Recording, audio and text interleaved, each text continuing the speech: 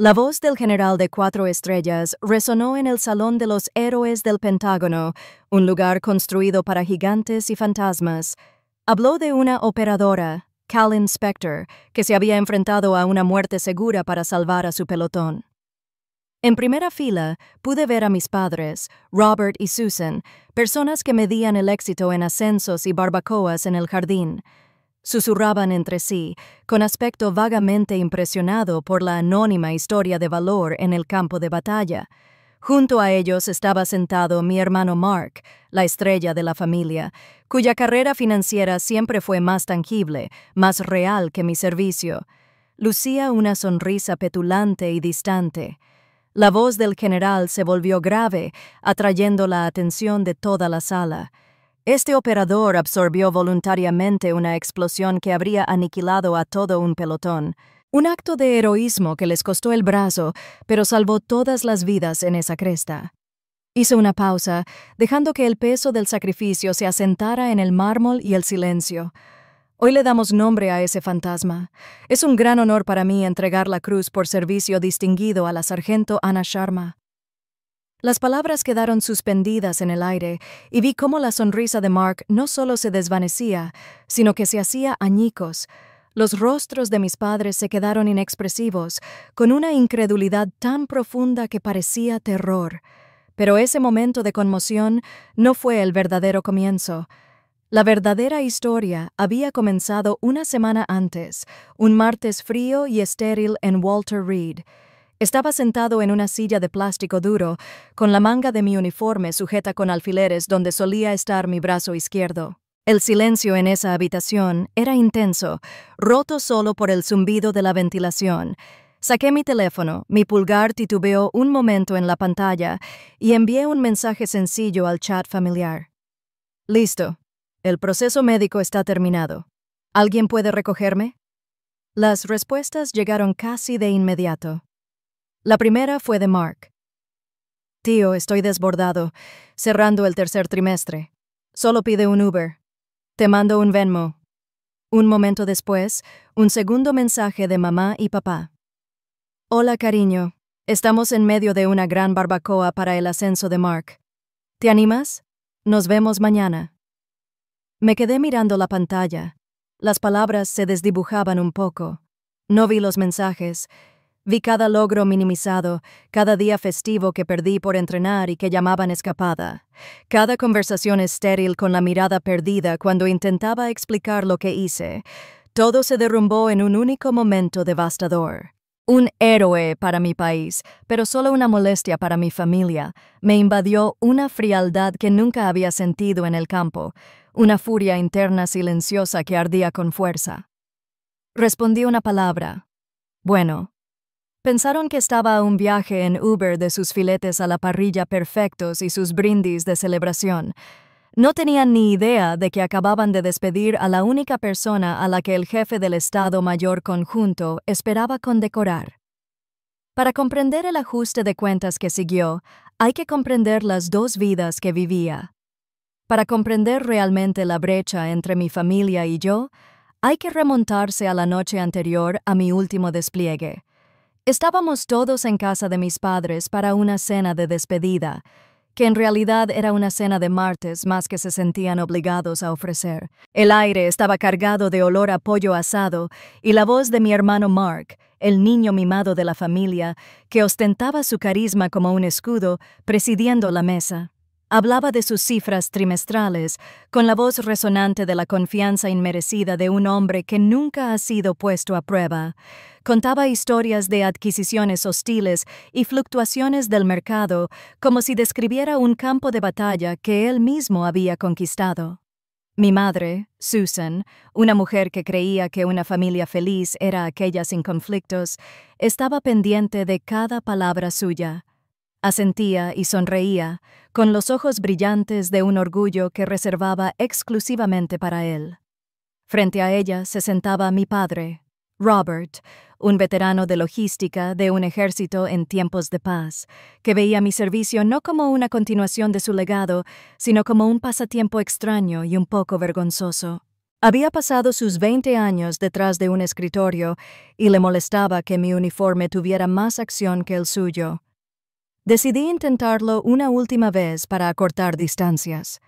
Carraspé y mencioné en voz baja que me habían seleccionado para una unidad de EOD de primer nivel. Un gran honor, la culminación de años de trabajo incansable. Mi padre apenas levantó la vista del plato. «¿Sigues liando con cables, eh?», se burló. La palabra seguía sonando como un pequeño codazo. «Mark acaba de cerrar una cartera de 7 cifras. Eso es una carrera, Anya. Algo que se construye».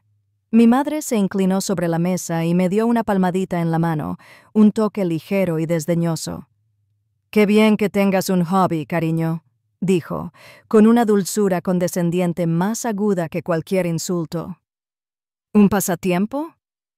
Había visto cosas que convertían a los guerreros de la sala de juntas de mi hermano en niños llorosos. Había tenido la vida de todo mi pelotón en mis manos, pero en esta casa, rodeada de esta gente, solo era una chica con un pasatiempo extraño.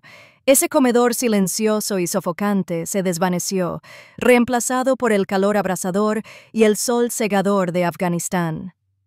La realidad de mi afición era un traje antibombas de 32 kilos que olía a sudor rancio y miedo. El único sonido era el áspero jadeo de mi propia respiración a través del respirador y el agudo sonido electrónico del aparato que tenía delante. Este era mi mundo, no una sala de juntas, sino un camino de tierra donde un solo paso en falso nos vaporizaría a mí y a mi equipo. Mi voz, tranquila y firme sobre la calma, contrastaba marcadamente con el caos que me martilleaba el pecho. «He evadido el antimanipulación», dije, mientras mis dedos palpaban delicadamente el intrincado lío de cables. «Es un artefacto explosivo improvisado conectado en cadena con un gatillo de placa de presión. Dile a Overwatch que voy a usar el manual». Mi mundo se redujo a solo yo y la bomba. Cada nervio estaba a flor de piel, cada instinto afinado por años de entrenamiento, gritándome. El tiempo parecía deformarse, estirándose y comprimiéndose con cada latido de mi corazón. Entonces lo vi. Escondido bajo la carga principal, casi invisible, había un dispositivo secundario. No estaba conectado al temporizador. Era una trampa activada por la víctima, diseñada para eliminar a todo el equipo de EOD en caso de un desarme exitoso. No había tiempo para explicaciones ni para pensar, solo había tiempo para actuar. En esa fracción de segundo, tomé una decisión. Giré el cuerpo, usando el blindaje reforzado del traje y mi propia piel para proteger a mis compañeros de la inevitable explosión. Mi último acto consciente fue agarrar mi radio. La secundaria se neutralizó. Logré articular una palabra ahogada. Las palabras sabían a sangre y polvo. El equipo está despejado. Entonces solo hubo un destello de dolor intenso y un silencio aterrador que lo consumió todo. Esta desconexión no era nueva. Era solo el último y catastrófico capítulo de una larga historia. Recuerdo una llamada telefónica unos meses antes de esa última misión. La conexión era terrible. Un retraso en el satélite hacía que nuestras palabras se trabaran. No podía decir mucho, por supuesto. La seguridad operativa era absoluta. Estaba rodeado por la cruda realidad de la guerra, el constante y sordo zumbido de terror que lo impregnaba todo. Pero mi madre simplemente llenaba los incómodos silencios con noticias de casa. Mark había comprado un piso nuevo, un precioso apartamento de 2 habitaciones con vistas a la ciudad. Habló durante 10 minutos sobre las encimeras de granito y la iluminación empotrada. «Es tan difícil explicarles a nuestros amigos a qué te dedicas», dijo con un suspiro, y me la imaginé negando con la cabeza con leve frustración. «Mark, que les enseñe su portafolio. Sabes, es sólido lo que haces». Suena tan temporal. Desde mi tienda, miré los vehículos blindados que pasaban, a los médicos que corrían hacia un helicóptero de evacuación médica, la tensión permanente y cansada en los rostros de los soldados que me rodeaban. Nada de esto parecía temporal. Las consecuencias eran eternas. Sus palabras ya ni siquiera dolían, eran solo la confirmación de una verdad que conocía desde hacía mucho tiempo.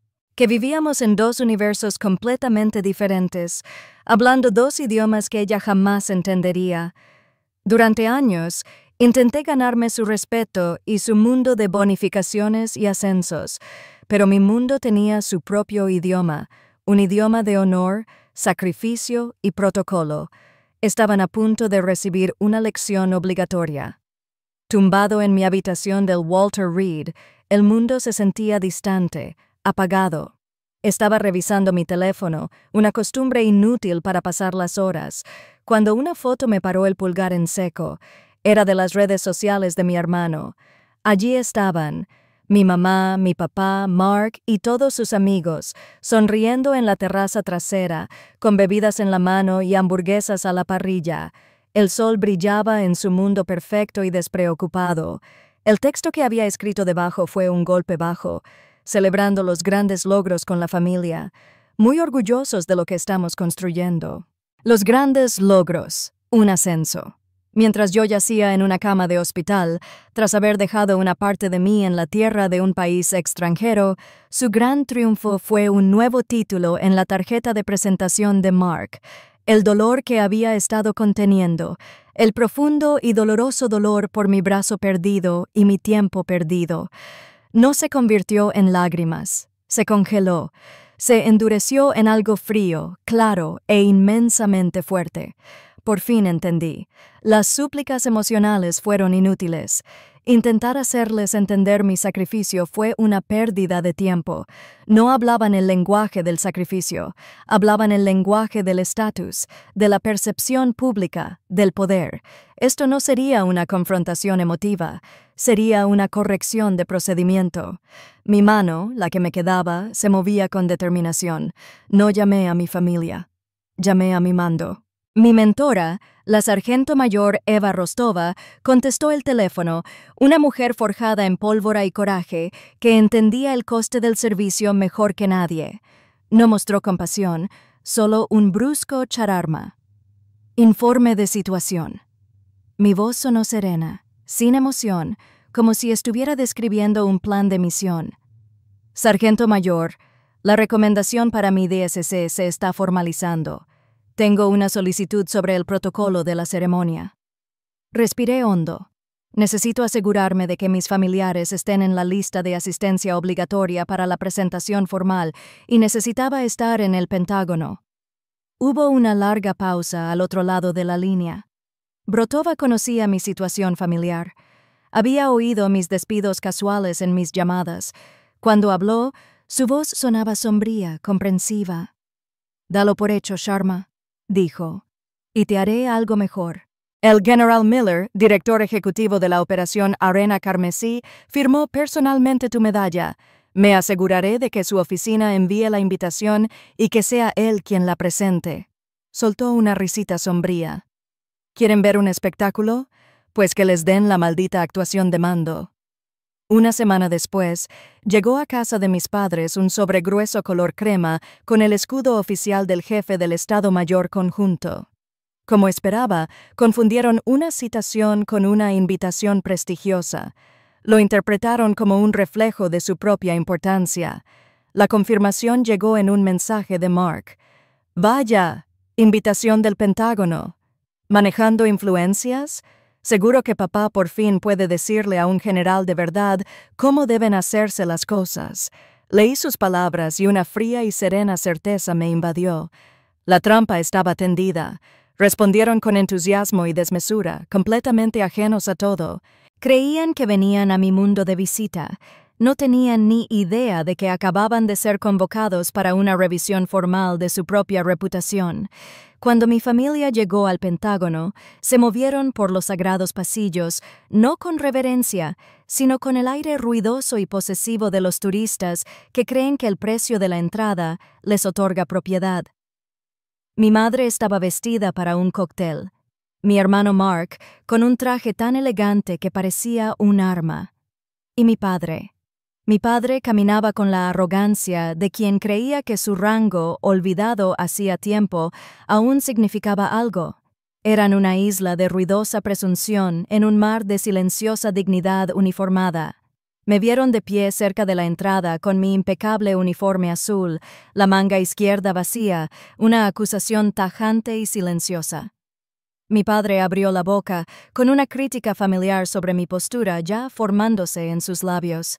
No logró pronunciar las palabras. Un general de 2 estrellas que pasaba por allí se detuvo en seco, con la mirada fija en mí. No me ofreció un apretón de manos ni un gesto cortés. Me dedicó un saludo tan brusco que podría haber cortado un cristal. «Sargento, es un honor estar aquí», dijo, con la voz llena de un respeto genuino que mi padre nunca me había mostrado. Devolví el saludo con una firmeza fruto de años de disciplina. El general siguió adelante y yo volví con mi familia. La confusión en sus rostros era algo hermoso y aterrador de contemplar. La primera grieta en su universo acababa de aparecer. Los escoltaron a la primera fila, un lugar de honor que aceptaron como merecido. La ceremonia comenzó y la sala quedó en silencio mientras el General Miller subía al podio. No era solo un general, era el comandante de batalla de la Operación Arena Carmesí, un hombre que había visto de primera mano el coste de la guerra. No leía un guión. Hablaba con el corazón, con una voz grave y potente que exigía atención absoluta. No contó la historia de un soldado, sino de una situación, un complejo artefacto explosivo improvisado conectado en cadena, un detonador Hellfire conectado a una placa de presión y un equipo de francotiradores de contraataque acorralado sin escapatoria. Pintó una imagen de presión inimaginable, de un riesgo tan alto que resultaba incomprensible para cualquiera que no hubiera estado allí. Usaba palabras que no entendían, frases como carga hueca y protocolos antiequipos. Y con cada término desconocido, el mundo que creían conocer se hacía más pequeño e insignificante. No estaba mirando al general, estaba mirando a mi familia. Vi cómo la confianza petulante de mi hermano comenzaba a flaquear, reemplazada por un atisbo de inquietud. Vi cómo la sonrisa cortés de mi madre se tensaba, y vi a mi padre inclinarse hacia adelante en su asiento. El veterano soldado que llevaba dentro reconocía la cruda autenticidad de las palabras del general. Por fin escuchaban, no porque quisieran, sino porque la gravedad de la historia los obligaba a hacerlo. La voz del general Miller bajó de tono, volviéndose densa, con una emoción cruda y real. «El soldado que entró en ese incendio», dijo, recorriendo con la mirada al público silencioso, «es conocido en la comunidad de operaciones especiales como una leyenda, un fantasma que salvó 30 almas con 10 dedos y una sola decisión». Dejó que sus palabras flotaran en el aire. Un profundo y pesado silencio llenó la sala. Observé el rostro de mi padre, lo vi asentir levemente, impresionado por la historia de este héroe anónimo. Entonces los ojos del general se encontraron con los míos. Su indicativo, dijo con una voz potente, era espectro. Me miró fijamente y el mundo pareció detenerse. Sargento Anna Sharma, suba. Mi nombre, pronunciado con tanta reverencia en este lugar sagrado, fue la detonación. Vi cómo el rostro de mi padre palidecía. Se le aflojó la mandíbula, pero su cuerpo, recordaba. Antes de que pudiera siquiera pensar, enderezó la espalda, cuadró los hombros y juntó los pies en una postura olvidada e involuntaria de descanso. No fue una elección. Fue un reflejo, un reconocimiento innato de un superior, la admisión física de una verdad que su mente aún luchaba por comprender. Me levanté de la silla y caminé hacia el escenario, con paso preciso y firme, mientras el general me colocaba la cruz de servicio distinguido en el uniforme y leía la condecoración completa en voz alta. El lenguaje oficial era frío, brutal e innegable, detallando mi extraordinario heroísmo a costa de graves daños físicos. Al terminar, Toda la sala se puso de pie, no con un aplauso cortés, sino con una atronadora ovación de pie de parte de los líderes militares más poderosos del mundo. Por un instante, mi familia permaneció sentada, una pequeña y patética isla de conmoción en medio de una oleada de respeto sin forma. Finalmente, se pusieron de pie torpemente, con sus débiles aplausos perdidos por completo en el estruendo. En ese momento, no eran nada. Ni padres, ni un hermano exitoso, solo civiles insignificantes. Ante la confirmación de una grandeza que nunca tuvieron la visión de ver. Mi padre se había pasado la vida hablándome de la importancia del rango y el respeto. Al final, solo hizo falta que un general de 4 estrellas dijera mi nombre para que finalmente supiera a quién debía saludar. La recepción formal que siguió a la ceremonia fue completamente distinta a las barbacoas familiares. Aquí. No era una rareza con una afición extraña. Estaba en casa. Inmediatamente me rodeó un círculo de mis verdaderos colegas, coroneles curtidos, sargentos mayores con décadas de sabiduría en la mirada y compañeros operadores que entendían el lenguaje silencioso del riesgo compartido. No se compadecieron de mi brazo, me dieron una palmadita en el hombro sano y una reverencia que valía más que cualquier metal. Me hablaron como a un igual, una leyenda en carne y hueso cuyo distintivo, espectro, era ya conocido. Esta era una familia forjada no con sangre, sino con fuego y una confianza inquebrantable. Desde el otro lado de la habitación, podía ver a mi familia intentando navegar por este paisaje desconocido. Iban a la deriva. Su confianza civil era completamente inútil allí. Intentaron acercarse a mí varias veces, pero no lograron penetrar el denso muro de genuino respeto que me rodeaba. Era una barrera que nunca antes habían encontrado y no tenían idea de cómo romperla. Finalmente, durante un silencio en la conversación, lograron colarse. Se quedaron frente a mí, con aspecto pequeño y perdido. Mi padre, un hombre que nunca se había quedado sin palabras, simplemente tartamudeó. ¡Anya! No teníamos ni idea. Su voz era débil, patética.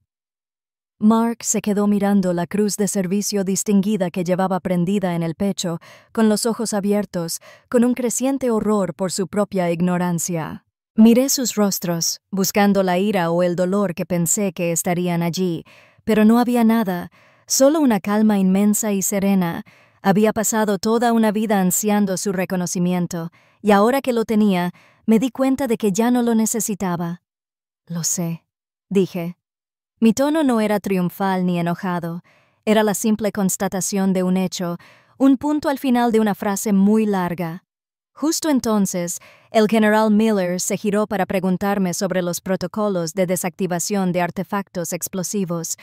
Sin pensarlo 2 veces, le di la espalda a mi familia para responderle, para conectar con mi mundo real. No fue un acto de malicia, sino de irrevocabilidad. Se habían vuelto irrelevantes.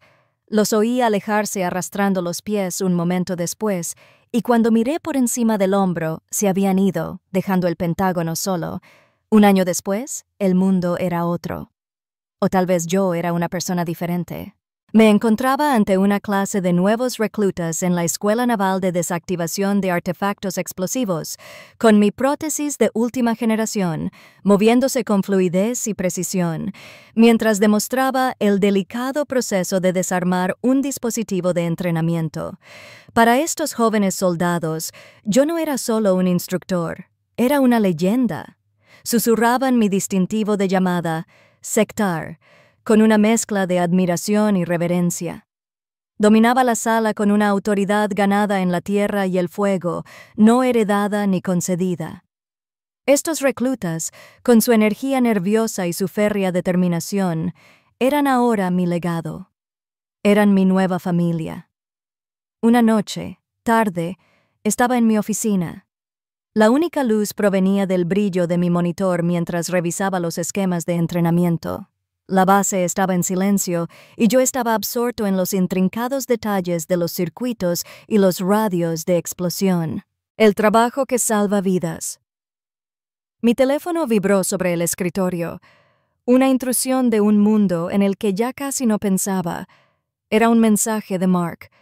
Dudé un momento antes de abrirlo. Sus palabras aparecieron en la pantalla. Cada una pequeña bandera blanca de rendición. Oye, papá compró un libro sobre operaciones de fin de día en Afganistán. Está intentando entender. Lo siento, Ana, por todo. Leí el mensaje una vez, luego 2 veces. Esperé la oleada de emoción que esperaba sentir. Ira, satisfacción, tal vez incluso un atisbo de compasión, pero nada. Era como leer un despacho de un conflicto que había terminado hacía mucho tiempo. Su disculpa llegó con una década de retraso y le faltaba una extremidad. No tenía ningún poder allí. Mi paz ya no dependía de su remordimiento. Con un pulgar tranquilo y firme, no respondí. Simplemente archivé la conversación, archivándola junto con otras historias que ya no me concernían. Volví a concentrarme en los esquemas de la pantalla, en el futuro que estaba construyendo, en las vidas que estaba preparando para que otros salvaran. Mi paz era mía. Me la había ganado. Me pasaron toda la vida diciéndome que me cuidara, y así lo hice. Y al final, fue mi nombre, no el de ellos, el que quedó grabado en la historia de los héroes. Si alguna vez tuviste que construir tu propio legado cuando tus seres queridos se negaron a verlo, comparte tu historia en los comentarios. En esta comunidad, todo sacrificio se honra.